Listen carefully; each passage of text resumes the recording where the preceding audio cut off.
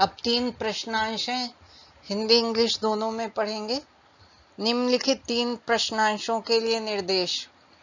निम्नलिखित प्रच्छेद को पढ़िए और उसके नीचे आने वाले प्रश्नांशों के उत्तर दीजिए। इन प्रश्नांशों के लिए आपके उत्तर केवल इस प्रच्छेद पर ही आधारित होने चाहिए। परिच्छेद: विश्व में कुछ जगहों पर चावल और गेहूं जैसे प्रमुख खाद्यान्नों की उत्पादकता स्थिरता की सीमा तक पहुंच गई है। उपज को ना तो नई किस्में और ना ही अनोखे कृषि रसायन बढ़ा रहे हैं, ना ही अब ऐसी काफी जमीनें बची हैं जिन पर खेती ना हुई हो और उन पर कृषि कर उपयुक्त हो। यदि वैश्विक तापमान का बढ़ना जारी रहा तो कुछ स्थान कृषि के लिए अनुपयुक्त हो जाएंगे।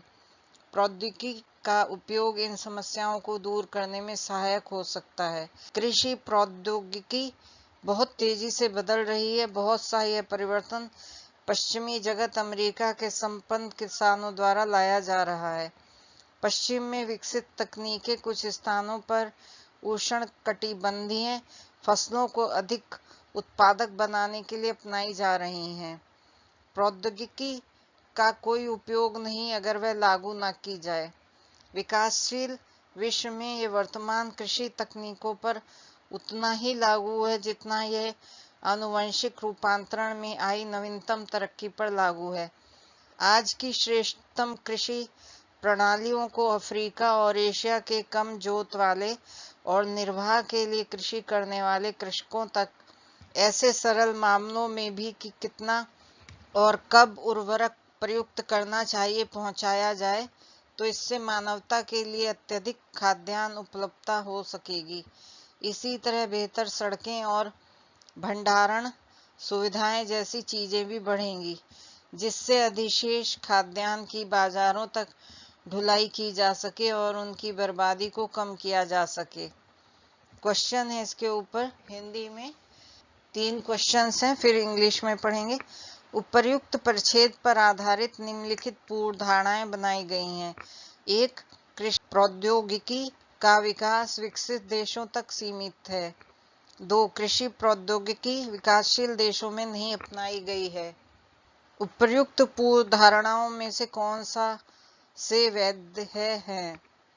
ए केवल 1, केवल 2, सी 1 और 2 दोनों, डी ना तो 1 और ना ही 2।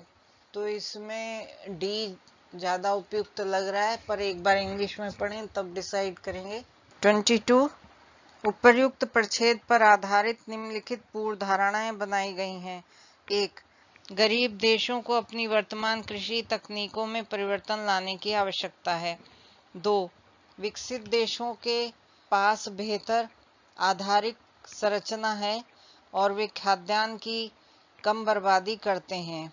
उपर्युक्त पूर्व धारणाओं में से कौन सा से वैध है? केवल 1, केवल 2, 1 और 2 दोनों, ना तो 1 ना ही 2। तो इसमें 1 सही लग रहा है, means A is right. Now 23rd. उपर्युक्त परिच्छेद पर आधारित निम्नलिखित पूर्व धारणाएं बनाई गई हैं। 1. भावी पीढ़ियों के लिए पर्याप्त खाद्यान्न उपजाना चुनौतीपूर्ण कार्य होगा। 2.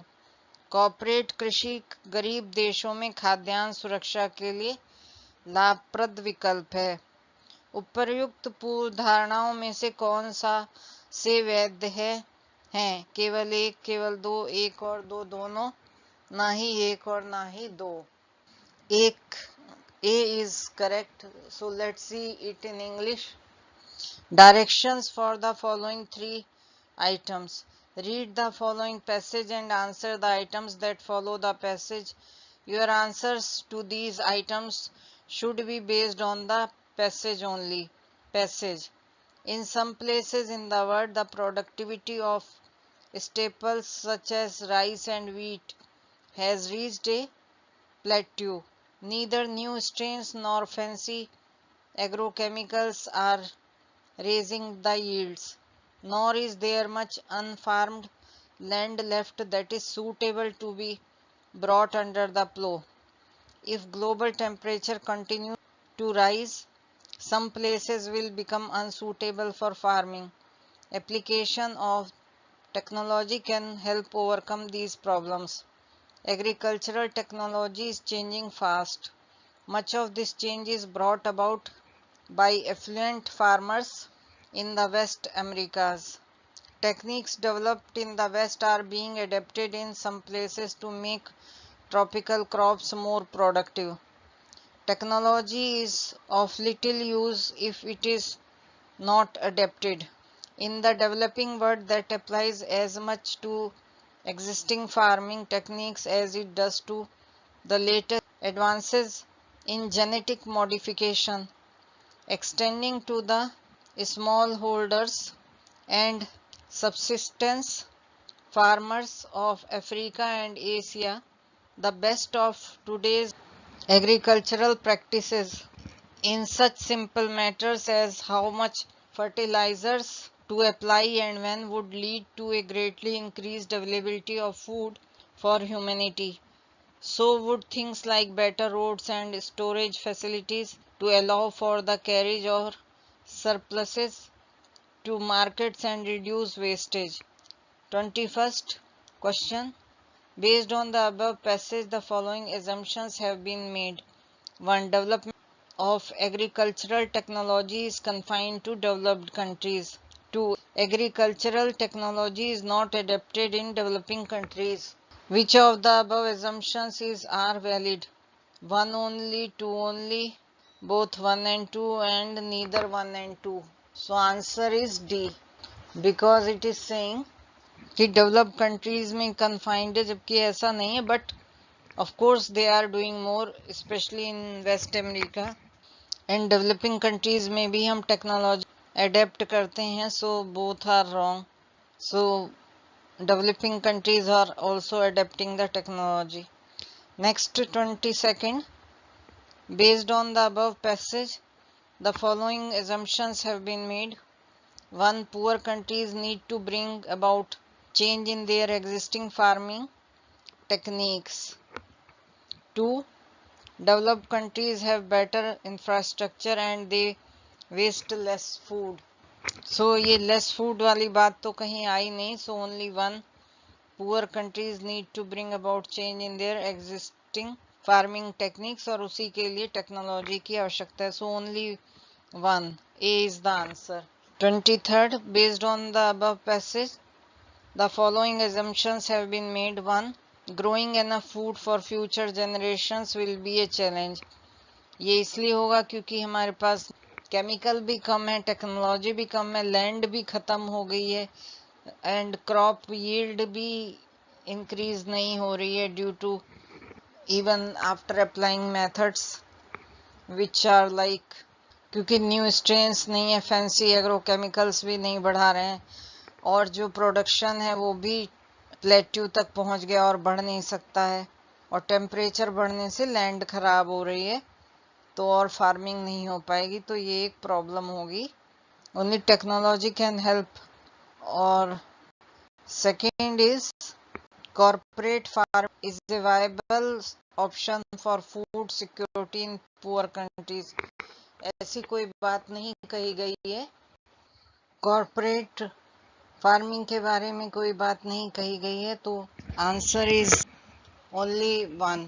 Question 24. The letters A, B, C, D and E are arranged in such a way that there are exactly 2 letters between A and E. How many such arrangements are possible?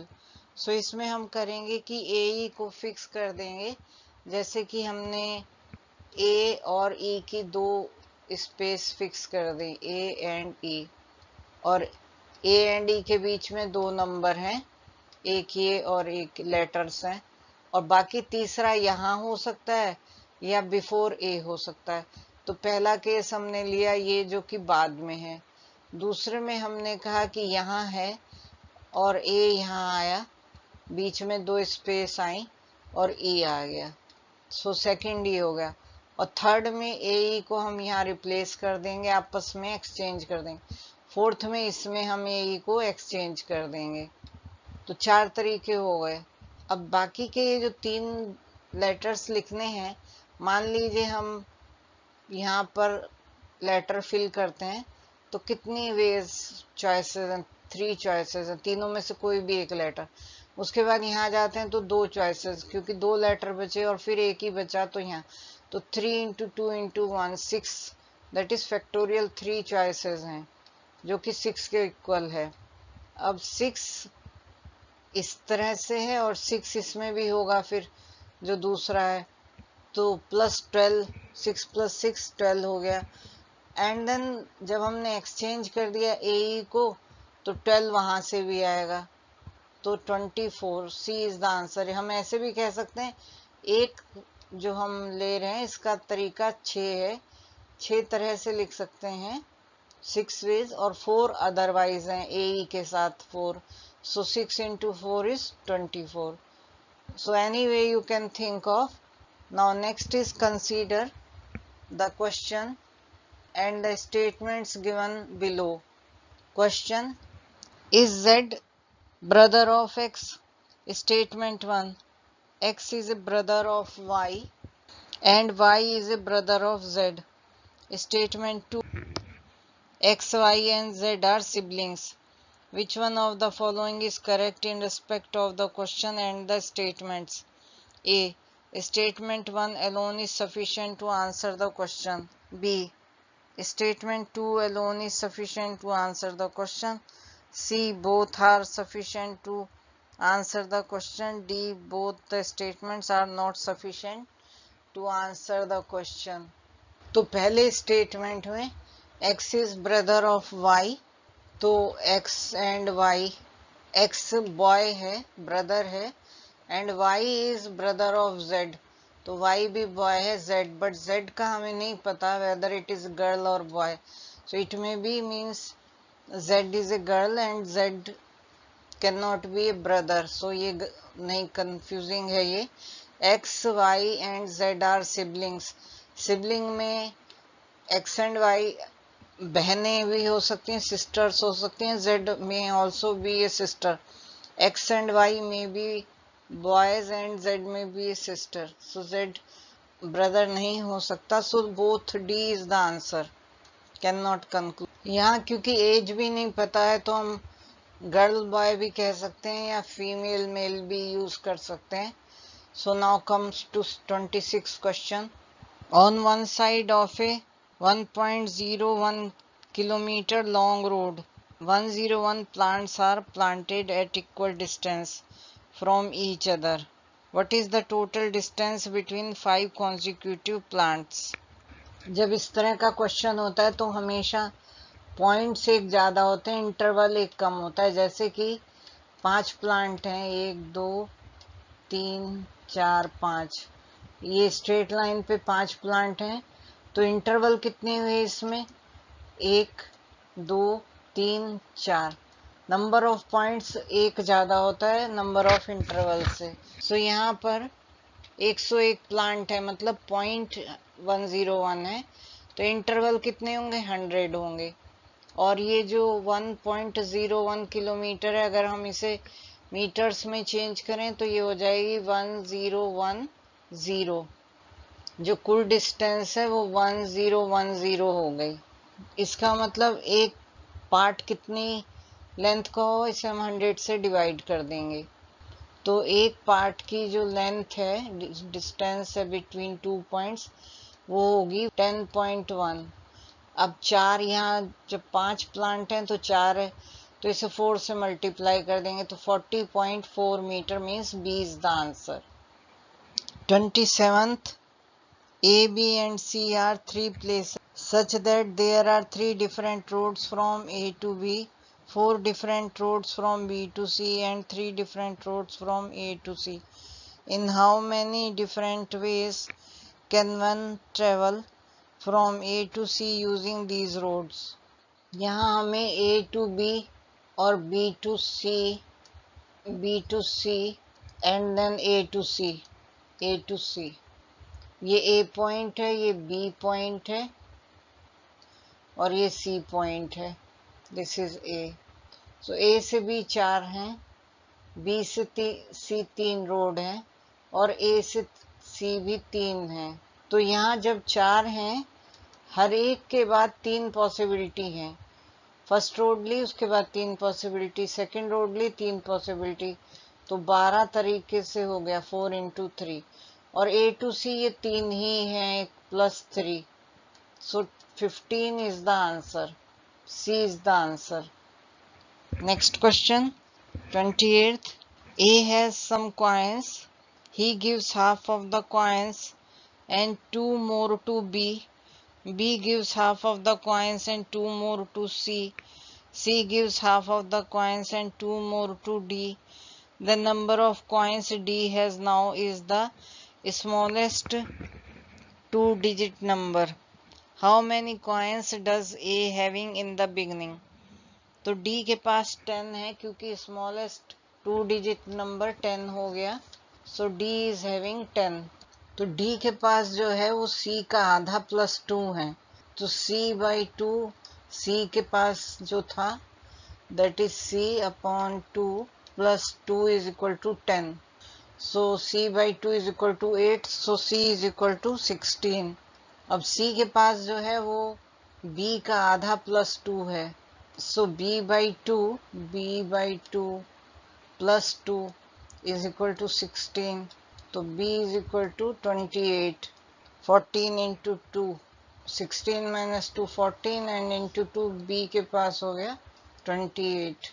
और A के पास जो है that is A/2 plus 2, वो B के पास है, वो है 28 के बराबर, तो A/2 is equal to 26, so A is equal to 52।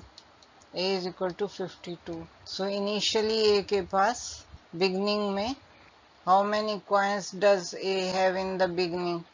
So that is 52, so answer is D। Now question 29। In the series, ये एक अल्फाबेट की सीरीज दी गई है, which letter appear at the 100th place? यहाँ अगर हम सीरीज को देखें तो सीरीज इस तरह से A, फिर AB, then ABC, then 4 letters ABCD, then 5 letters ABCD, like this। so इस तरह बढ़ती जा रही है, तो नेचुरल नंबर की सीरीज हो गई 1 2, और इन्हें हमें ऐड करना है, हमें 100 लेटर पर जाना है, so 1 2 3 plus 4 plus 5, तो प्लस 100 तक हमें जाना है। लेकिन उससे पहले हम देखते हैं कि सम ऑफ नेचुरल नंबर्स है n into n plus 1 by 2, तो this should be equal to 100, so n into n plus 1 by 2 should be 100, sum of natural numbers. तो अगर हम इसे मान लीजिए आगे जाते हैं 6 7 8 9 10 11, अगर हम 10 लेते हैं तो 10/2 into 5 into 11, n plus 1 is 11, तो 5 55th आया, 55th। सो हमें 100 तक जाना है, so we increase it, we go for 13 into 14/2, so 13 into 7 is 91। So जो 13 तक की सीरीज है, बिकॉज हम जा रहे हैं ABCD, that gives 91, एंड 100 तक पहुंचने के लिए हमें 9 और चाहिए, 9 लेटर्स, और 9 लेटर्स फिर ABC से स्टार्ट होगा, सो ABCDEFGHI,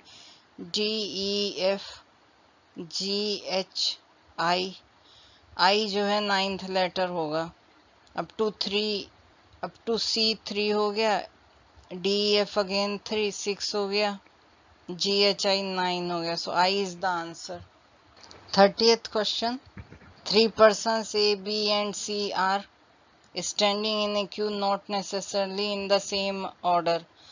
There are 4 persons between A and B and 7 persons between B and C. If there are 11 persons ahead of C and 13 behind A, what could be the minimum number of persons in the queue?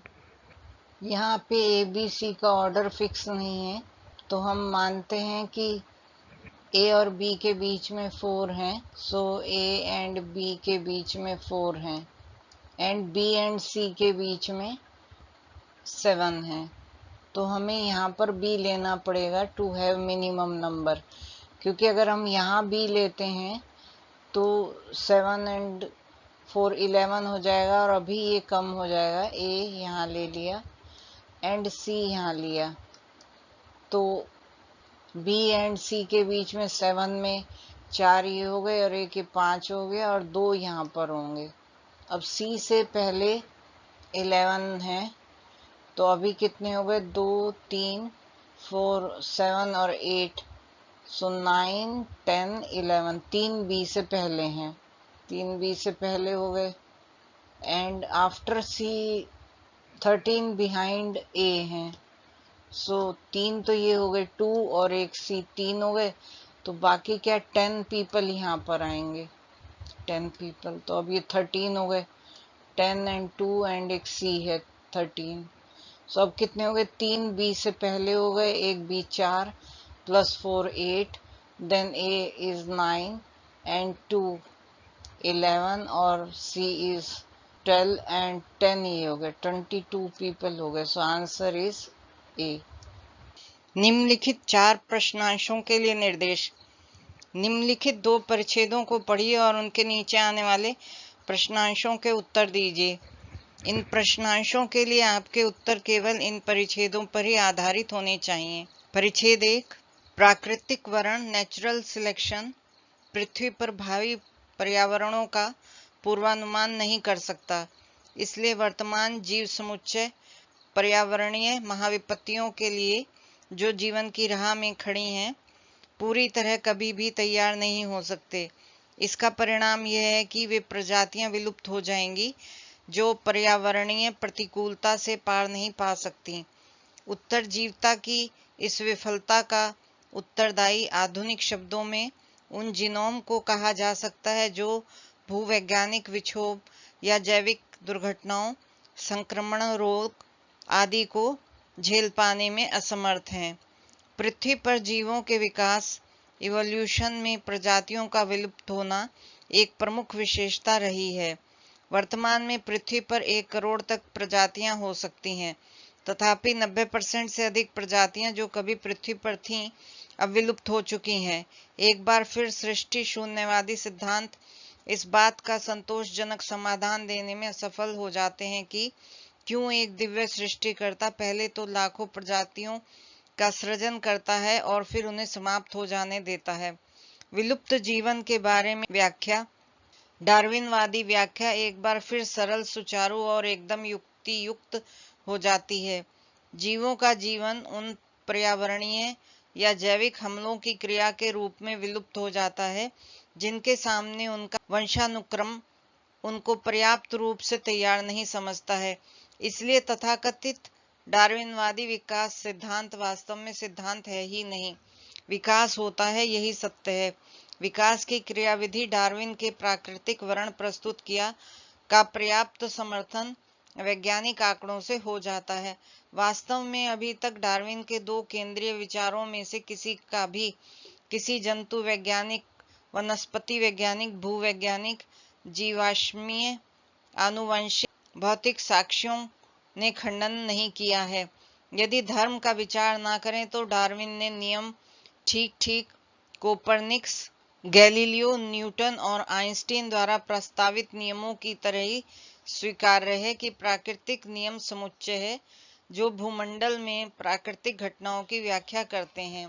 31 question पहले English में भी पढ़ेंगे तब answer decide करेंगे। परिच्छेद के अनुसार प्राकृतिक वर्ण पृथ्वी पर भावी पर्यावरणों का पूर्वानुमान नहीं कर सकता है क्योंकि 1. जो प्रजातियां अपनी राह में खड़े पर्यावरणीय परिवर्तनों का सामना करने के लिए पूरी तरह तैयार नहीं है, वे विलुप्त हो जाएंगी। 2. सभी वर्तमान प्रजातियां विलुप्त हो जाएंगी क्योंकि उनके जीनोम जैविक दुर्घटनाओं को नहीं झेल पाएंगे। 3. पर्यावरणीय परिवर्तनों को झेल पाने में जीनोम की अक्षमता के परिणाम स्वरूप विलोपन हो जाएगा। 4. प्रजातियों का विलोपन एक आम लक्षण है। 1 ठीक लगता है, 2 सही नहीं है क्योंकि सभी वर्तमान प्रजातियां विलुप्त हो जाएंगी, ऐसा नहीं है क्योंकि जो झेल पाएंगी वो तो रह जाएंगी। 3 सही है। जो जीनोम झेल सकते हैं वो रह जाएंगी, जो नहीं झेल सकते वो। So 1, 3, 4 C may be the answer, but we will see English first. 32 यह परिच्छेद यह सुझाता है कि विकास का डार्विनवादी सिद्धांत कोई सिद्धांत है ही नहीं, क्योंकि ए यह सृष्टि शून्यवादी सिद्धांत को संतुष्ट नहीं करता, बी विलोपन पर्यावरणीय और जैविक हमलों की क्रिया है, सी इसके खंडन के लिए कोई साक्ष्य नहीं है, डी जीवों के अस्तित्व का श्रेय सृष्टिकर्ता को है। सो इंग्लिश में देखते हैं, फिर इसका जो आंसर है डिसाइड करेंगे। Directions for the following 4 questions. Read the following 2 passages and answer the items that follow the passages. Your answers to these items should be based on passages only. Passage 1. Natural selection cannot anticipate future environments on the earth. Therefore, the set of existing organisms can never be fully prepared for environmental catastrophes that await life. An outcome of this is the extinction of those species which cannot overcome environmental adversity. This failure to survive in modern terms can be attributed to the genomes which are unable to withstand geological vagaries or biological mishaps, infections, diseases, and so on. In biological evolution on the earth, extinction of species has been a major feature. The earth may presently have up to 10 million species, yet more than 90% of species that have ever lived on the earth are now extinct. Once again, the creationist doctrines fail to satisfactorily address why a divine creator will firstly bother to create millions of species and then allow them to perish. The Darwinian explanation for extinct life is once again simple, elegant, and at once convincing. Organisms go extinct as a function of environmental or biological assaults for which their inheritance deems them ill-equipped. Therefore, the so-called Darwinian theory of evolution is not a theory at all. Evolution happens. This is a fact. The mechanism of evolution, Darwin proposed natural selection, is amply supported by scientific data. Indeed, to date, no single botanical, geological, paleontological, genetic or physical evidence has refuted either of the central two main Darwinian ideas. If religion is not taken into consideration, Darwinian laws are acceptable, just like the laws proposed by Copernicus, Galileo, Newton, and Einstein, sets of natural laws that explain natural phenomena in the universe. 31st question. According to the passage, natural selection cannot anticipate future environments on the earth as species not fully prepared to face the environmental changes that await them will face extinction. तो ये सही है. All the existing species would get extinct as their genomes will not withstand biological mishaps. So all the नहीं होगा. This is not correct. जो झेल सकते हैं वो खड़े रहेंगे. So this is not correct. 3. Inability of genome to withstand environmental changes would result in extinction. ये सही है. Extinction of species is a common feature. ये भी ठीक है. So 1, 3, 4 C is the answer. Next, 32. The passage suggests that Darwinian theory of evolution is not a theory at all because it does not satisfy the creationist doctrine. B. Extinction is a function of environment and biological assaults. C. There are no evidences to refute it. Existence of organisms is attributed to a creator. तो ये मानना है कि ये जो पूरी प्रक्रिया होती है जहाँ की स्पीशीज आती हैं ख़त्म हो जाती हैं, तो एक्सटेंशन जो है वो एक एनवायरनमेंट और बायोलॉजिकल प्रोसेस है असॉल्ट्स का. सो बी इज द आंसर कि एक प्रोसेस चलता रहता है, तो ये थ्योरी है ही नहीं, this is the fact. Basically, this is the truth. A ठीक नहीं है, there is no evidences to refute it, and existence of organisms is attributed to a creator. B ठीक है कि ये एक नेचुरल प्रोसेस है जिसमें होती हैं चीजें, खत्म हो जाती हैं एनवायरमेंट एंड बायोलॉजिकल प्रोसेसेस से। 33 इस परिच्छेद के संदर्भ में निम्नलिखित पूर्व धारणाएं बनाई गई हैं। एक, केवल वे प्रजातियां जीवित रहेंगी और कायम रहेंगी जिनमें पर्यावरणीय महाविपत्ति से पार करने की क्षमता होगी। 2, पर्यावरण में उग्र परिवर्तनों के कारण पृथ्वी पर 90% से अधिक प्रजातियां विलुप्त हो जाने के खतरे हैं। ऐसा तो नहीं है, पहला ठीक है। देन तीसरा है, डार्विन का सिद्धांत सभी प्राकृतिक घटनाओं की व्याख्या करता है। नहीं, डार्विन का सिद्धांत तो evolution of life, so this is also not correct. Evolution की थ्योरी है डार्विन की, तो सो 3 इज नॉट करेक्ट। उपर्युक्त पूर्व धारणाओं में से कौन सा से वैध है? So only 1 is the answer. English में आगे पढ़ लेंगे, but we read the passage already, so A is the answer. Now passage 2, परिच्छेद 2, स्थिर आर्थिक समृद्धि, उच्चतर साक्षरता और बढ़ते हुए कौशल स्तर के साथ भारतीय मध्यवर्गीय परिवारों की संख्या अत्यधिक तेजी से बढ़ी है। इस संपन्नता के सीधे परिणाम ये हुए हैं कि आहार प्रतिरूपों और ऊर्जा उपभोगों स्तरों में बदलाव आए हैं। लोग दुग्ध उत्पाद, मछली और मांस जैसे उच्चतर प्रोटीन आधारित आहार लेने लगे हैं, जिन सभी के उत्पादन में अनाज आधारित आहार के उत्पादन की अपेक्षा कहीं अधिक मात्रा में जल की आवश्यकता होती है। इलेक्ट्रॉनिक और विद्युत मशीनों, औजारों और मोटर वाहनों के बढ़ते हुए उपयोग के लिए अधिकाधिक ऊर्जा की आवश्यकता होती है और ऊर्जा के जनन के लिए जल की आवश्यकता होती है। 34 निम्नलिखित कथनों में से कौन सा एक इस परिच्छेद के मर्म को सर्वोत्तम रूप से प्रतिबिंबित करता है? ए, लोगों को मुख्यतः भारतीय पारंपरिक अनाज आधारित आहारों को ही लेते रहने के लिए राजी किया जाना चाहिए। आने वाले वर्षों में भारत को कृषि उत्पादकता और अधिक ऊर्जा जनन क्षमता विकसित करने पर ध्यान केंद्रित करने की आवश्यकता है। आधुनिक प्रौद्योगिकी विकास लोगों के सांस्कृतिक और सामाजिक व्यवहार में बदलाव लाता है। आने वाले वर्षों में भारत में जल प्रबंधन प्रणालियों में नाटकीय बदलाव लाने की आवश्यकता है। सो यहाँ पानी की बात है कि पानी की आवश्यकता ज़्यादा पड़ेगी, जिसका कि उपयोग ज़्यादा होने लगा है, तो आने वाले समय में पानी को प्रबंध करना पड़ेगा। So D is the answer. English में भी देखेंगे and then we'll confirm. Next 35th question, ये हिंदी में हम ऑलरेडी कर चुके हैं, but let's see in English also.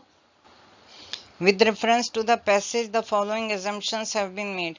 1. Only species that have this ability to overcome environmental catastrophes will survive and perpetuate. 2.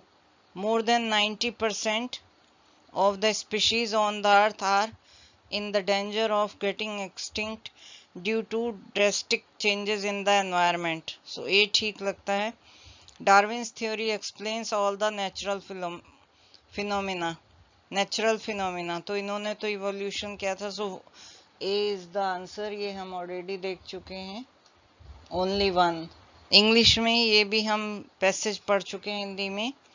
With steady economic growth, higher literacy and increasing skill levels, the number of Indian middle class families has gone up exponentially. Direct results of the affluence have been changes in dietary patterns and energy consumption levels.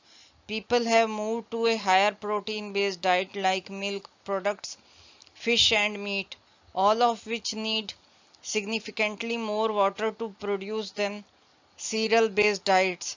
Increasing use of electronic and electrical machines, gadgets and motor vehicles needs more and more energy, and generation of energy needs water. 34th in English. Which one of the following statements best reflects the crux of the passage? A. People should be persuaded to continue with the mainly Indian traditional cereal-based diets. No. Then B. India needs to focus on developing agricultural productivity and capacity for more energy generation in the coming years. No, it's a water problem. Water has to be managed. C. Modern technological developments result in the change of cultural and social behavior of the people. D. Water management practices in India need to change dramatically in the coming years. So D is the answer. Next is maths based question. 35th. How many seconds in total are there in x weeks, x days, x hours, x minutes and x seconds? तो यहाँ हमें weeks, days, hours, minutes को seconds में convert करना है. So X weeks are there. So X weeks में कितने दिन हुए? 7x. एक्स हम बाद में लगा लेंगे. 7 is there, 7 weeks.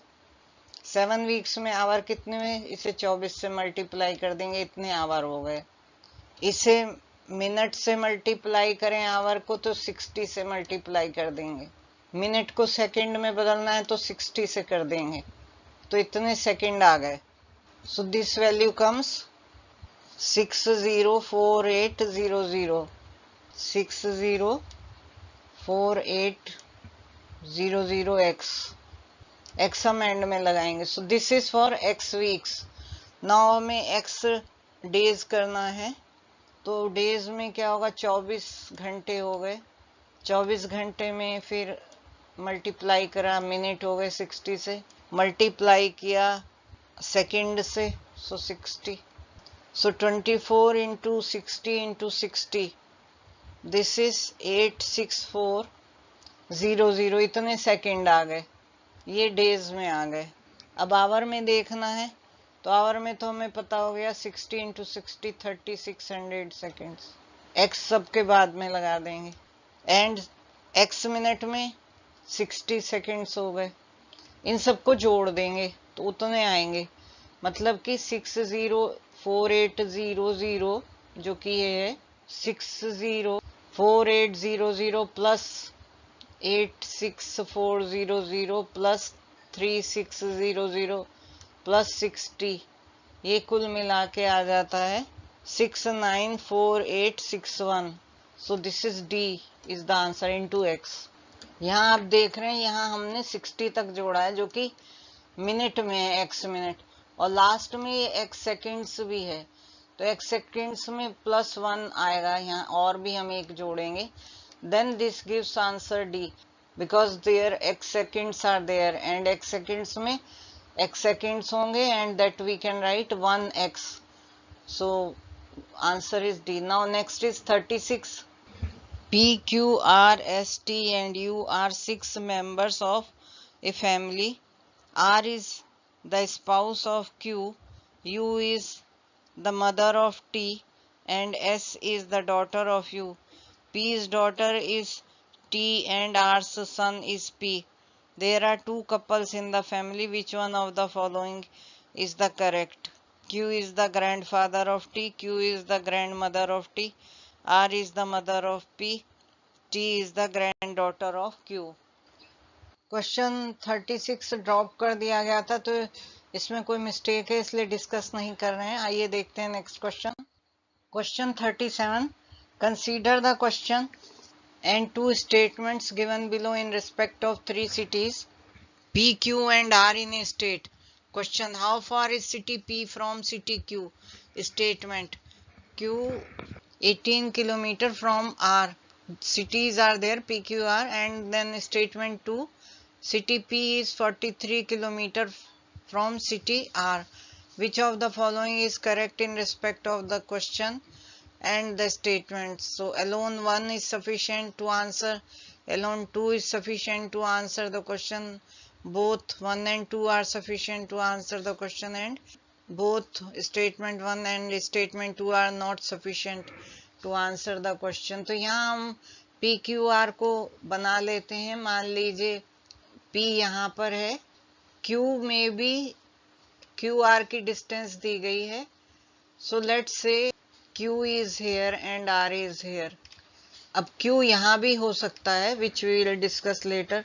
So Q R distance is 18 and P R की डिस्टेंस दी गई 43। पी यहाँ ले लिया, पी आर 43।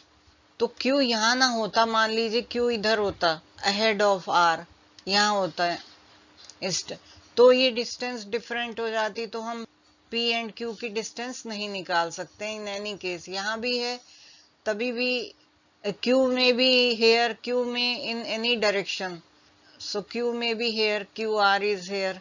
सो ये सफिशिएंट नहीं, answer is D. 38 2 statements followed by 4 conclusions are given below. You have to take the statements to be true even if they seem to be at variance from the commonly known facts. Read all the conclusions and then decide which of the given conclusions logically follows from the statements disregarding the commonly known facts. Statement 1, all pens are books. Statement 2, no chair is a pen. Then conclusion 1, all chairs are books, and conclusion 2, some chairs are pens. Conclusion 3, all books are chairs. Conclusion 4, no chair is a book. Which one of the following is correct? 1, 2, both, 3 and 4 and none. यहाँ हम figure बनाते हैं और figure में लेते हैं all pens are books. So books इसके outside एक फिगर है, तो ये बुक्स हो गए जो कि रेक्टेंगल फॉर्म में है, और ये पेन्स हो गए जो कि यहाँ पर है। And all pens are books. No chair is a pen, statement 2। So chair जो है इस पेन वाले के आउटसाइड है। अब ये कंक्लूजन, चेयर यहाँ भी हो सकती है, चेयर यहाँ भी हो सकती है, चेयर यहाँ भी हो सकती है, और चेयर यहाँ पर भी ऐसे भी हो सकती है। So these may be the possibilities. So how many possibilities are there? 1, जबकि बाहर है, अंदर है, देन बीच में है, एंड ये कवर कर रही है। सो कंक्लूजन हम निकाल सकते हैं, all chairs are books. No, because it is outside of books. Some chairs are pens, ये यहाँ पर भी हो सकता है, तो हम ये भी नहीं कह सकते because there are many other possibilities. Some chairs are pen, it's also not correct. All books are chairs, so ये इनसाइड हो गया, जो ये बाहर वाला ये दिखा रहा है all books are chairs. And then no chair is a book, ये बाहर है तो no chair is a book. Conclusion नहीं निकाल सकते, so answer is D. Question 39, 3 statements followed by 3 conclusions are given below. You have to take the statements to be true even if they seem to be at variance from the commonly known facts. Read all the conclusions, then decide which one of the given conclusions logically follow from the statements disregarding the commonly known facts. Some doctors are teachers. Statement 2, all teachers engineers. 3, all engineers are scientists. Conclusion 1, some scientists are doctors. 2, all engineers are doctors. 3, some engineers are doctors. So यहाँ भी हम figure बनाएंगे। पहला statement, so some doctors are teachers. So 2 group हैं और इसमें हम एक टीचर का है, एक डॉक्टर का है। So let's say this is doctors and this is teachers. So some doctors are teachers, ये वाला हिस्सा दिखा रहा है some doctors are teachers. All engineers are scientist and all teachers are engineers. So ये जो टीचर्स हैं जो ग्रीन में, they are engineer also. So that will be somewhere here, all teachers are engineer. This is statement 2, so these are engineers. We can have circles also instead of rectangles. Then all engineers are scientists. So एक scientist का भी है. So that is somewhere here. All engineers are scientists. So ये scientists हो गए. Now conclusion is some scientists are doctors. So ये सही बैठता है क्योंकि यहाँ पर ये इंटरसेक्ट कर रहा है। So some scientist are doctors, correct है। Conclusion two all engineers are doctors, ऐसा नहीं है क्योंकि ये आउटसाइड ये सब इंजीनियर हैं। These are engineer and all these are because all teachers are engineers, so ये सब नहीं है, so 2 is not correct. Then 3, some engineers are doctors. Yes, some engineers are doctors because engineer जो है ये rectangle दिखा रहा था, so this one, ये जो हिस्सा है यहाँ पर ये डॉक्टर और यहाँ पर ये जो रेक्टेंगल था ये वाला हिस्सा, सो ये जो रेक्टेंगल हमारा था जो कि इंजीनियर को दिखा रहा था ये डॉक्टर से भी क्रॉस हो रहा है due to the given conditions. और उससे पहले ये था यहाँ पर टीचर्स के साथ ये था। So 1 and 3 are correct, so answer is C, 2 is not correct. Next is 40th question. 8 students A, B, C, D, E, F, G and H sit around a circular table equidistant from each other, facing the center of the table, not necessarily in the same order. B and D sit neither adjacent to C nor opposite to C. A sits in between E and D and F sits in between B and H. Which one of the following is definitely correct? B sits in between A and G, C sits opposite to G, E sits opposite to F, none of the above. So figure बना लेते हैं यहाँ पर। तो यहाँ figure हम एक circular लेते हैं टेबल, 8 लोग बैठ रहे हैं, 8 स्टूडेंट, इट मीन्स 360/8 जो एंगल है उनके बीच में 360/8 का होगा। So 4 times and then 5 times 45 degree के एंगल पर बैठ रहे हैं। तो अगर हम ये लें so this will be like this 45 के एंगल पर ये बैठेंगे। देन अब जो कंडीशंस दी गई हैं उन्हें देख लेते हैं। B and D sit neither adjacent to C nor opposite to C. तो मान लो सी यहाँ है तो सी के अपोजिट ये आएगा, यहाँ नहीं है, बी यहाँ रख लिया और डी यहाँ रख लिया। एडजेसेंट भी नहीं है, वो अपोजिट भी नहीं है, एडजेसेंट यहाँ पर होता। C and D. A sits between E and D. A sits between E and D. ठीक हो गया। Then F sits between B and H. B and H is F. यहाँ F आ गया। Now 1 is remaining. A, B, C, D, E, F, G is here. G, H. अगर हम देखें B sits in between A and G, so A यहाँ आ गया, G नहीं correct है। C sits opposite to G, नहीं, C is opposite, it's adjacent। E sits opposite to F, E sits, no, this is also not correct, none of the above, so answer is D। क्योंकि ये एक situation बन गई, हम और भी इसके कॉम्बिनेशन ले सकते हैं, but in this it is not true and it is satisfying all the conditions, तो ये सही नहीं है। पैसेज पहले हिंदी में पढ़ते हैं फिर इंग्लिश में पढ़ेंगे। निम्नलिखित 4 प्रश्नांशों के लिए निर्देश। निम्नलिखित 2 परिच्छेदों को पढ़िए और उनके नीचे आने वाले प्रश्नांशों के उत्तर दीजिए। इन प्रश्नांशों के लिए आपके उत्तर केवल इन परिच्छेदों पर ही आधारित होने चाहिए। परिच्छेद 1, पिछली 2 या 3 पीढ़ियों से व्यक्तियों की सतत बढ़ती हुई संख्या मनुष्यों की तरह नहीं वरन केवल कामगारों की तरह जीवन जीती रही है।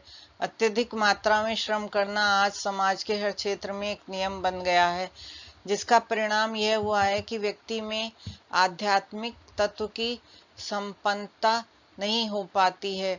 वह अपने थोड़े से अवकाश समय को किसी गंभीर गतिविधि में लगाने से अत्यधिक कठिनाई महसूस करता है। वह मनन करना नहीं चाहता या यदि वह चाहे तो कर भी नहीं पाता।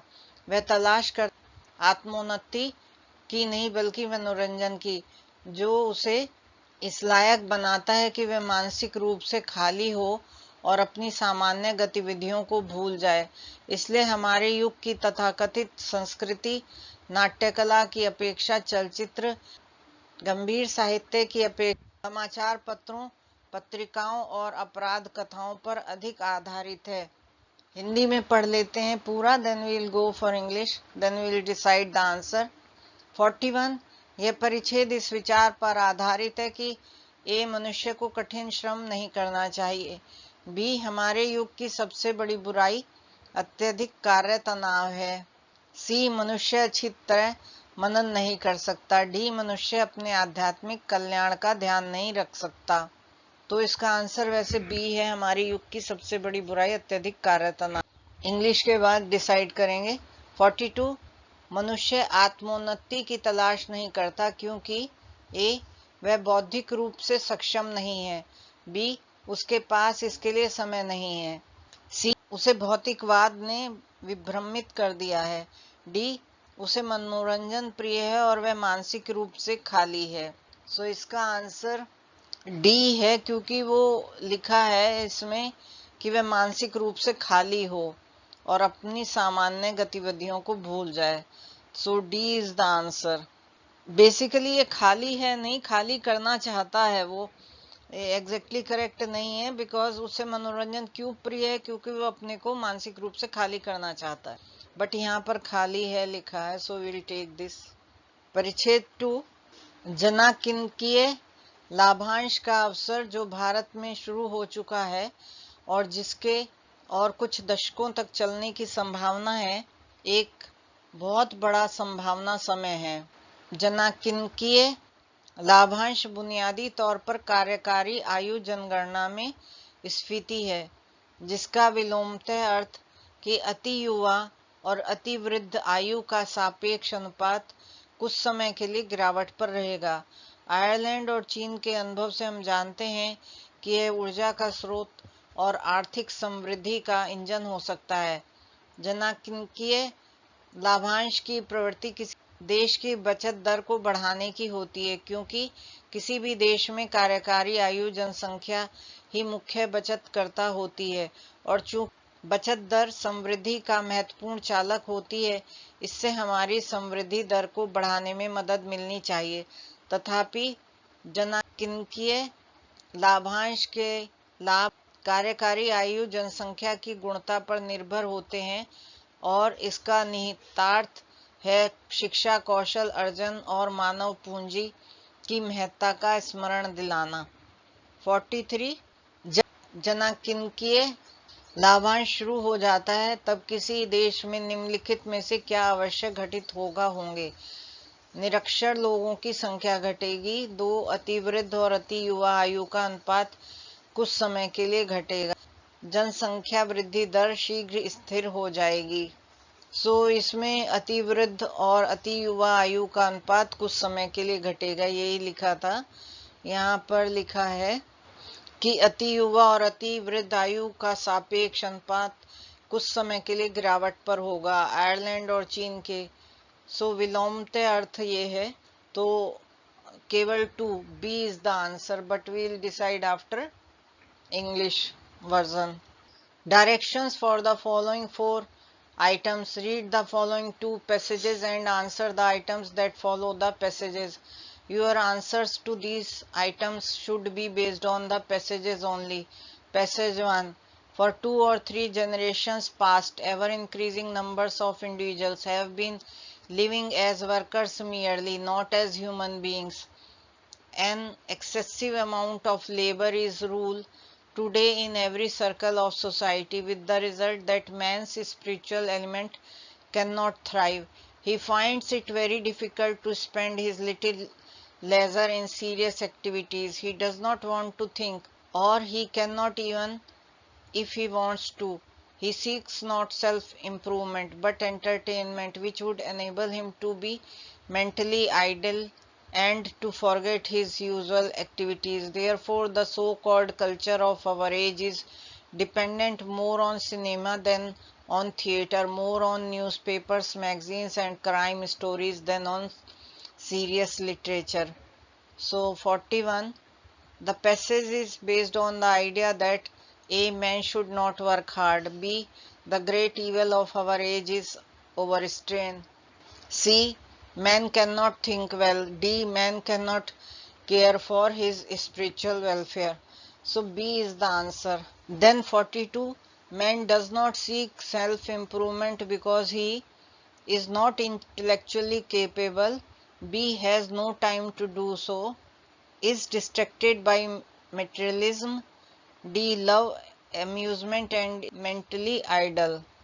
So D is near to the passage. So D is the answer. Passage 2. The demographic dividend, which has begun in India and is expected to last another few decades, is a great of opportunity. The demographic dividend is basically a swelling in the working age population, which conversely means that the relative ratio of very young and very old will for a while be on a decline. From the experience of Ireland and China, we know that this can be a source of energy and an engine of economic growth. The demographic dividend tends to raise a nation's savings rate, since in any nation it is the working age population that is the main saver. And since the savings rate is an important driver of growth, this should help elevate our growth rate. However, the benefits of demographic dividend depend on the quality of the working age population, and this implies bringing back the importance of education, acquisition of skills and human capital. 43 तो जैसे हम देख ही चुके हैं, इसका answer 2 आ रहा था, only 2. B. Which of the following would happen in a country when the demographic dividend has begun to operate? The number of illiterate people will decrease. The ratio of very old and very young will decrease for a while. Population growth rate will quickly stabilize. Select the correct answer using the code given below. So जैसे कि अभी देखा, 2 is the answer, so only 2. B is the answer. 44. इस परिच्छेद का संदर्भ लेते हुए निम्नलिखित में से कौन सा से अनुमान निकाले जा सकते हैं? 1.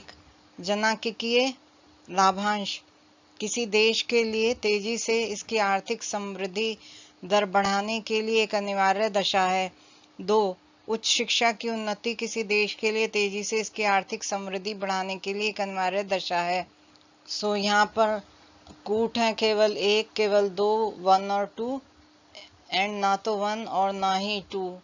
सही उत्तर हमें पहचानना है. सो इंग्लिश में पढ़कर डिसाइड करते हैं. 44. With reference to the passage, which of the following inferences can be drawn? 1. Demographic dividend is an essential condition for a country to rapidly increase its economic growth rate. 2. Promotion of higher education is an essential condition for a country for its rapid economic growth. So answer is D.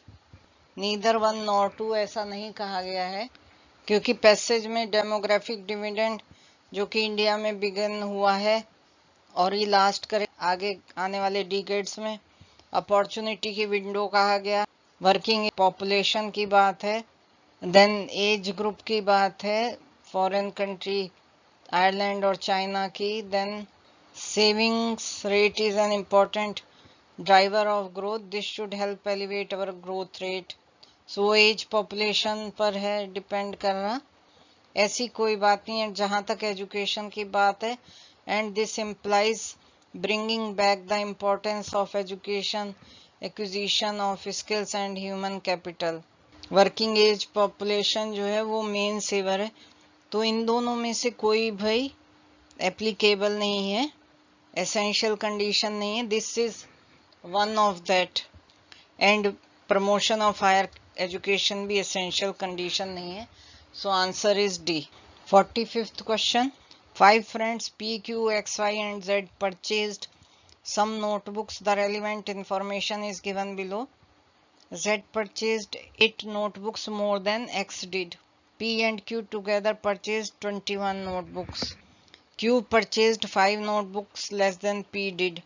X and Y together purchased 28 notebooks. P purchased 5 notebooks more than X did. If each notebook is priced 40, then what is the total cost of all the notebooks? Question 44. With reference to the passage, which of the following inferences can democratic dividend is an essential condition for a country to rapidly increase its economic growth rate. 2. Promotion of higher education is an essential condition for a country for its rapid economic growth. So correct हमें answer निकालना है. सो इसका answer D होगा, because इस passage में कहीं भी ये नहीं कहा गया है कि डेमोग्राफिक डिविडेंड जो है एसेंशियल है. ये अभी बिगेन हुआ है और ये expected to last another few decades है. ये ग्रेट अपॉर्चुनिटी विंडो जरूर है लेकिन एसेंशियल नहीं है. यंग एंड ओल्ड से रिलेटेड जरूर है. इंजन ऑफ इकोनॉमिक ग्रोथ जरूर है, but this is one of them, not the essential one. And similarly second जो है प्रमोशन ऑफ हायर एजुकेशन, वो भी एसेंशियल नहीं है. It's bringing back the importance of education, acquisition of skills and human capital. So both neither one nor 2D is the answer. Question 48. 5 friends P, Q, X, Y and Z purchased some notebooks. The relevant information is given below. Z purchased X notebooks more than X did. P and Q together purchased 21 notebooks. Q purchased 5 notebooks less than P did. X and Y together purchased 28 notebooks. P purchased 5 notebooks more than X did. If each notebook is priced rupees 40, then what is the total cost of all the notebooks? तो Z ने ली है X से 8 more. So X plus 8.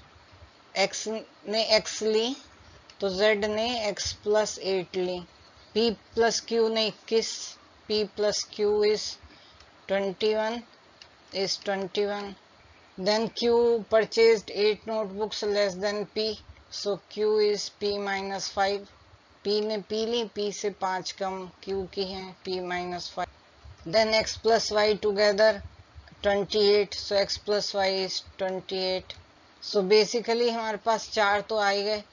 P plus Q and X plus Y 28 हैं. तो Z की हमें और निकालनी है. इसका मतलब हमें X की वैल्यू चाहिए एंड X की वैल्यू आते ही Z की वैल्यू हम निकाल लेंगे. P purchased 5 notebooks more than X did. P is equal to X plus 5. So हम यहाँ देखें Q जो है P minus 5 है, तो यहाँ पर P minus 5 रख दिया. So P becomes 2P minus 5 is equal to 21. 2P minus 5 minus 5 उधर जाके कितना हो गया 26. So P जो है 13 आ गया. P 13 होने से Q की वैल्यू 8 हो गई. P is 13, Q is 8. Then we can find out from here 13 minus 5 is equal to X.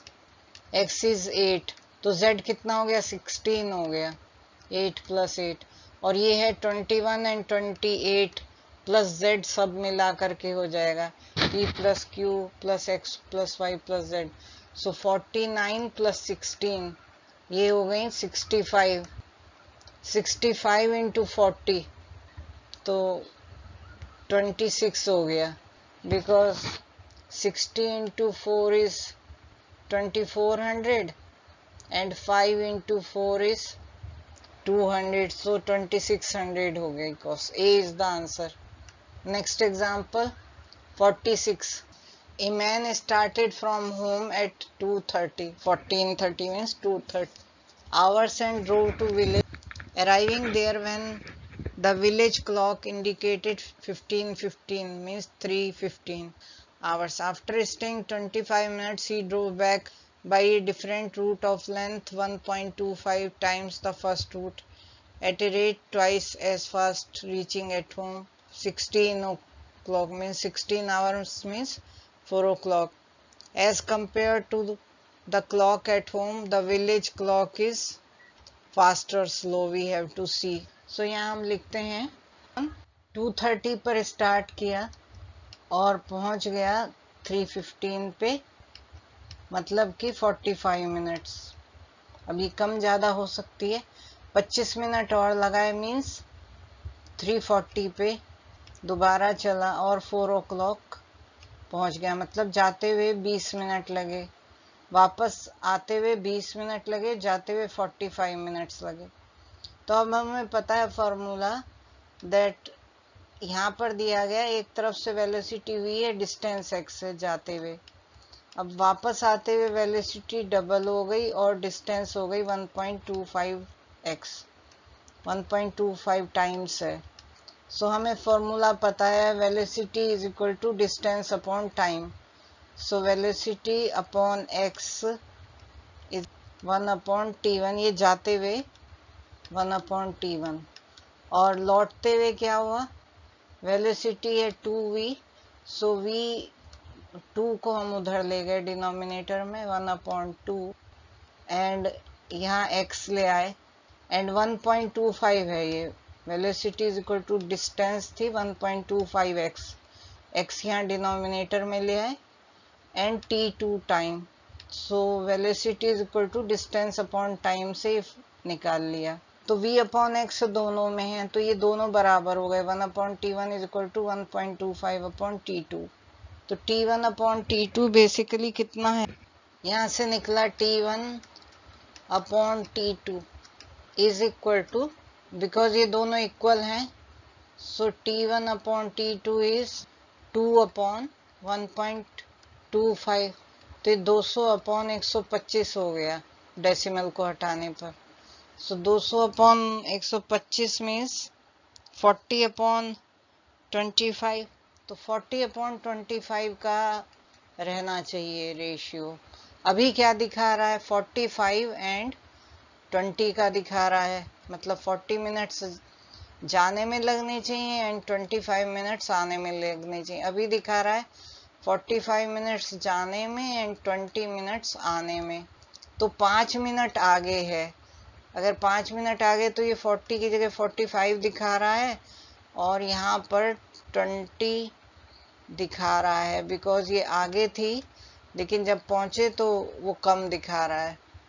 सो अगर इसे हम 45 कर दें, इसे 20 कर दें, then it will be alright. इसका मतलब ये 3:10 हुआ था, 3:10 हुआ तो 40 मिनट पहुंचने में 10 में 25 मिनट जोड़े, सो दैट इज 35, 3:35 पर चले वापस, एंड 4 o'clock पहुंच गए, मीन्स 25 मिनट्स में। So D is the answer, fast, 5 minutes fast. Next question 40. A person wants to distribute some pens among 6 children A, B, C, D, E and F. Suppose A gets twice the number of pens received by B, 3 times that of C, 4 times of that of D, 5 times that of E and 6 times that of F. What is the minimum number of pens X should buy so that the number of pens each one gets is an even number? So यहाँ हम reverse लिखते हैं, 6 times F का मिला A को, 6F A को जो मिल रहा है, 5 टाइम्स E का, सो 5E, एंड 4 टाइम्स D का, 4D, 3C, 2B and A, और ये सब इक्वल हैं, बिकॉज A को जो मिला that is twice of B, thrice of C, 4 times of D, 5 times of E, 6 times of F, सो ये इक्वल हैं, एंड ये सबको अगर हम ऐड करेंगे देन इवन नंबर आना चाहिए, and let's say each quantity is equal to x, means A is equal to x, 2B is equal to x, 3C is equal to x, 4D is equal to x, 5E is equal to x and 6F is equal to x. तो हम इनका LCM लें, 2, 3, 4, 5, 6 का अगर हम LCM लेते हैं तो ये 60 आएगा, 2, 3, 4, 5, 6। हम प्राइम नंबर से डिवाइड करेंगे, तो 1 तो नहीं ले रहे हैं, 1 आ रहा है A का, सो 1, 3, 2, 5 एंड 3। तो अब फिर हम इसे 2 से डिवाइड करेंगे, सो 13153। फिर अब हम 3 से डिवाइड करेंगे, सो 11153 का फिर 1 आएगा, और फिर 5 से करेंगे तो 5 into 3 15 into 2 30 and 30 into 6 260 is LCM. तो x अगर 60 है तो इसका मतलब a को 60 मिले, b को मिले 30, b is getting 30 जो कि इवन नंबर है। Then we will have c को मिले 3c मीन्स 20 जो कि इवन नंबर है। 4d 4 से डिवाइड किया 16 को तो 15, ये इवन नहीं है तो यहाँ ऑड नंबर आ गया। देन वी हैव 5 से डिवाइड किया तो 12 जो कि इवन है, 60 को डिवाइड किया 6 से किया 60 को 10। सो एक है जिसे हमें इवन नंबर नहीं मिला, जिसे 15 मिले। सो a को 60, b को 30, c को 20, d को 15, e को 12 एंड f को 10। तो अगर हमें इवन बनाना है तो इसका दुगना करना पड़ेगा, मल्टीप्लाई बाई 2। सो a का हो गया 120, या तो हम इन्हें ऐड कर लें तब बाद में मल्टीप्लाई कर दें, लेकिन बेसिकली हम क्या कर रहे हैं कि 60 जो a का है उसका 120 से 60 होगा, 40 30 24 एंड 20 ये हो जाएगा अमाउंट, तो सबको ऐड कर देंगे। तो अभी हम ऐसे ही ऐड करते हैं, फिर ट्वाइस कर देंगे तो 22 10 plus 12 22 and 20 42 plus 15 57 57 and 90 147 and 147 into 2 294 is the answer. So answer is C. 48. 6 persons A, B, C, D, E and F are sitting equidistant from each other around a circular table facing the center of the table. Consider the question and two statements. Question is who is sitting on the immediate left of A. Statement B is sitting opposite to C and D is sitting opposite to E. Statement 2, F is sitting on the immediate left of B. Which one of the following is correct in respect of the question and the statement? So 60 degree के angle पर बैठेंगे because 360 by 6 is 60 degree. So we can have 180 होगा एक, this is 60, this is 120, 60 120 180 240 300। So ये सब angle 60 degree के। B is sitting, B can sit anywhere, यहाँ पर ले लिया opposite to C and D में भी एनीवेयर, लेकिन दूसरे स्टेट में का F is sitting on the immediate left of B। So left उसका ये होगा, सो यहाँ F है, और D is sitting to opposite to E, so D is here, E is here. ये आपस में एक्सचेंज हो सकते हैं, ई की जगह डी, डी की जगह ई हो सकता है। ऐसे ही बी सी भी एक्सचेंज हो सकते हैं, ऐसे ही डी की जगह बी और सी की ई से एक्सचेंज हो सकती है। सो देयर में be many remaining is a is here. तो यहाँ बहुत सारे सिनेरियो अराइज हो सकते हैं। सो मान लीजिए यहाँ पर बी हो गया, अभी तो एफ हो गया, एफ यहाँ पर, so B will be here, but we can still change this as E, this as D. so ये एक्सचेंज होने से A का जो लेफ्ट है वो बदल जाएगा, E हो जाएगा या D हो जाएगा, कोई भी वैल्यू हो सकती है। सो इससे हम ये नहीं पता लगा सकते who is sitting on the immediate left of A। तो दोनों ही स्टेटमेंट कंप्लीट इंफॉर्मेशन नहीं दे रहे हैं, क्योंकि कई सिनेरियो अराइज हो सकते हैं। एक फिक्स हो गया F जो है सेकंड स्टेटमेंट से, वो इमीडिएट लेफ्ट ऑफ बी बैठा, बाकी तो सब हम चेंज कर सकते हैं। So D will be the answer. Consider the question and two statements given below. What is the age of Manisha? Statement 1, Manisha is 24 years younger than her mother. तो मान लीजिए मनीषा की उम्र x है, तो मनीषा की मदर की कितनी हुई, x + 24, और मनीषा की उम्र कितनी भी हो सकती है, 10 5 15 20 50 anything may be there. So we can have this And then 5 years later the ages of Manisha and her mother will be in the ratio 3:5. तो x plus 5 हो जाएगी मनीषा की एंड मदर की हो जाएगी x plus 29। तो इनका ratio में हम डिवाइड करेंगे x plus 29 से, और ये बराबर कितने हैं 3:5। So this is equal to 3/5, और यहाँ से हम इसे क्रॉस मल्टीप्लाई करके x की वैल्यू निकाल सकते हैं। तो आगे कहा गया है which one of the following is correct in respect of the question and statements. Statement 1 alone is sufficient to answer the question. नहीं, क्योंकि x एंड x plus 24 से कोई मीनिंग सॉल्व नहीं हो रहा।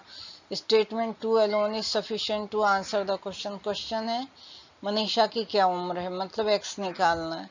तो 2 से भी नहीं, क्योंकि x plus 29 जो वैल्यू आई वो वैल्यू स्टेटमेंट 1 से ही हमें ऑब्टेन हुई।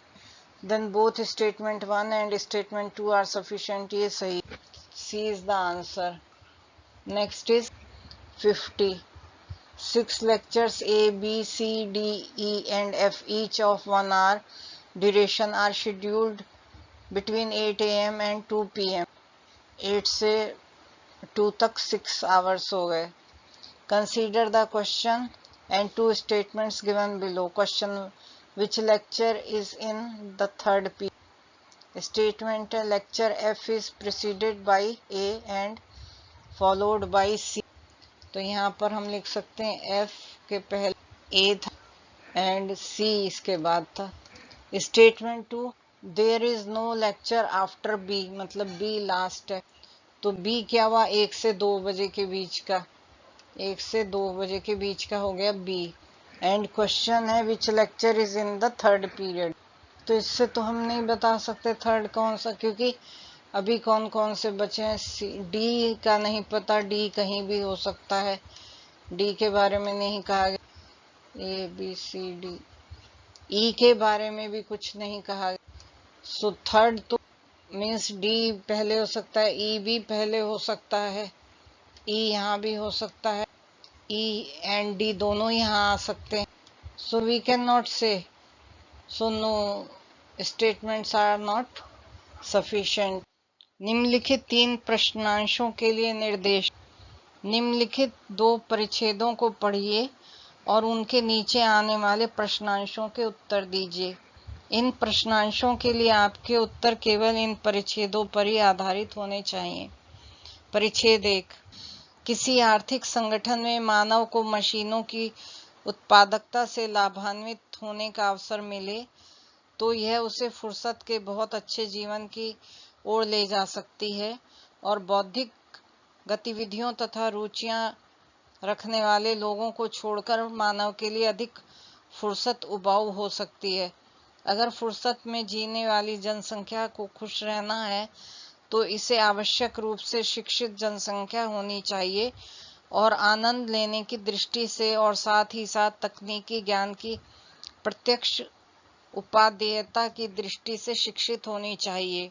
51, जैसे कि हम पहले हिंदी में पढ़ेंगे, बाद में इंग्लिश में, और तभी डिसाइड करेंगे answer.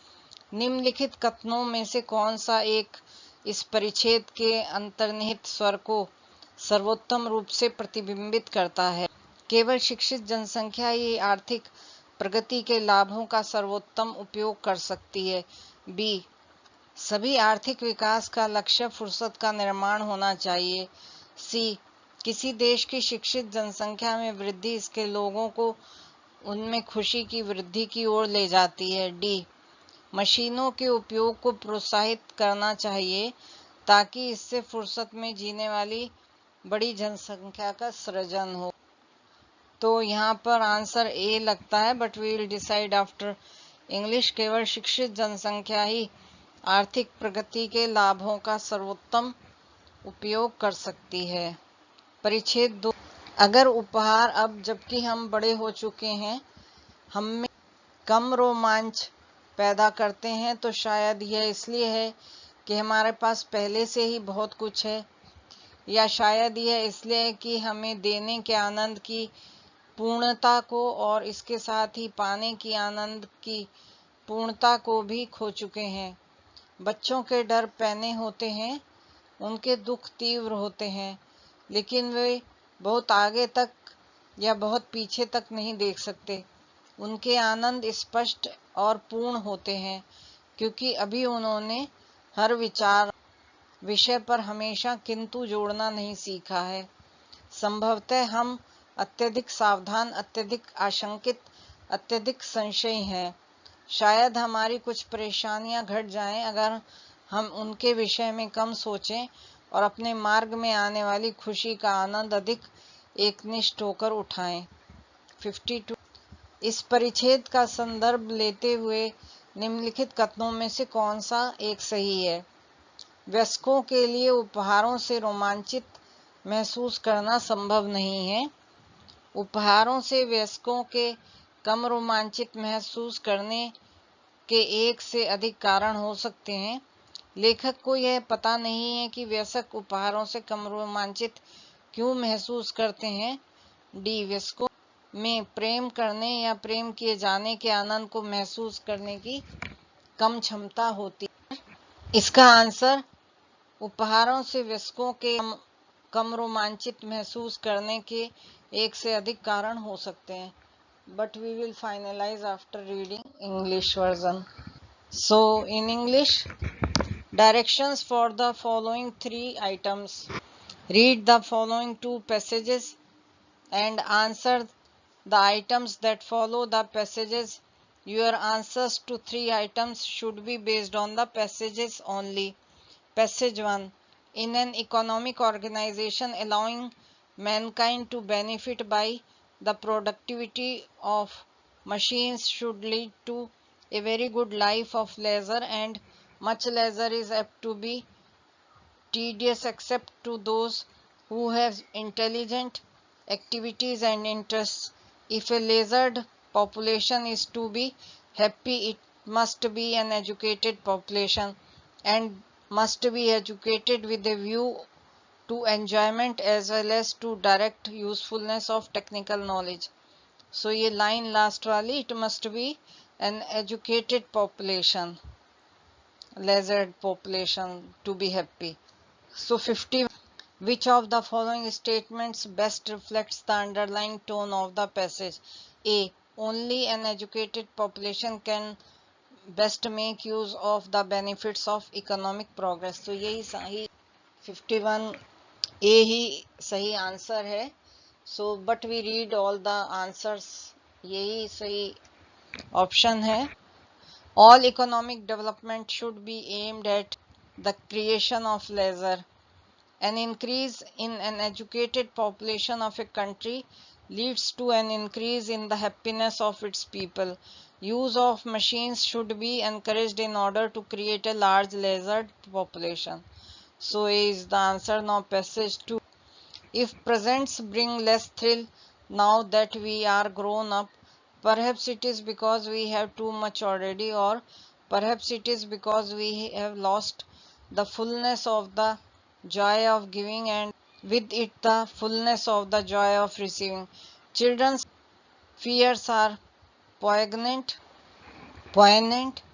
their miseries are acute, but they do not look too forward nor too far backward. Their joys are clear and complete, because they have not yet learnt always to add but to every proposition. Perhaps we are too cautious, too anxious, too skeptical. Perhaps some of our cares would shrink if we thought less about them and entered with some more single-minded enjoyment into the happiness that come our way. So, with reference to the passage, which one of the following statement is correct?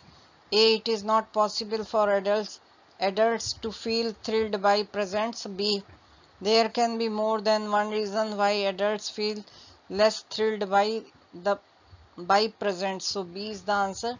The author does not know why adults feel less thrilled by presents. D. Adults have less capacity to feel the joy of loving or being loved.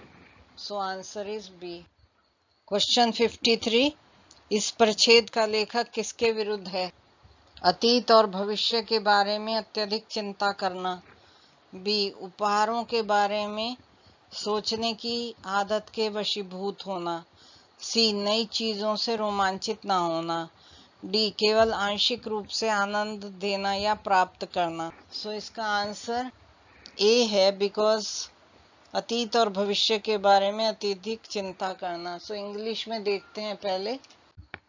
यहाँ A B C 3 distinct non zero digits हैं and X जो है sum of all possible 3 digit numbers formed by A B C without repetition है। और उसके बाद जब statement है उसमें लीस्ट की बात की है तो हम स्मॉल नंबर्स लेंगे। 1 2 3 जो है स्मॉलेस्ट हैं, 3 नॉन जीरो हैं एंड हम इन्हें रिपीट नहीं करेंगे। तो कितने नंबर बनेंगे इस तरह के? 6 बन जाएंगे, क्योंकि पहली डिजिट के लिए 3 चॉइसेस हैं, दूसरी डिजिट के लिए 2 चॉइसेस हैं, थर्ड के लिए 1।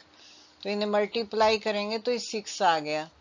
और भी हम देख सकते हैं कि 1 2 3 1 3 2 2 1 3 2 3 1 3 1 2 एंड 3 2 1।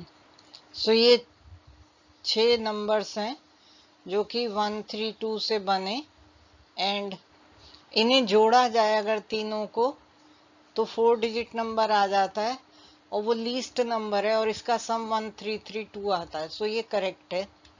इन सबको अगर हम ऐड कर लें सो सम इज 1332।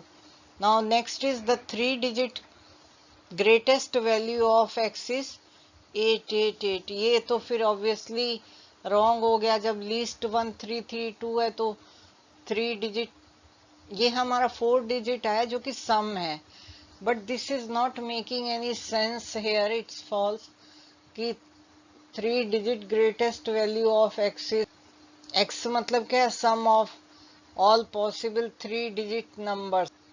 एक्स तो अब 3 डिजिट तो समेशन आ ही नहीं रहा है, मीन्स समेशन जो है वो 4 डिजिट में ही आ रहा है।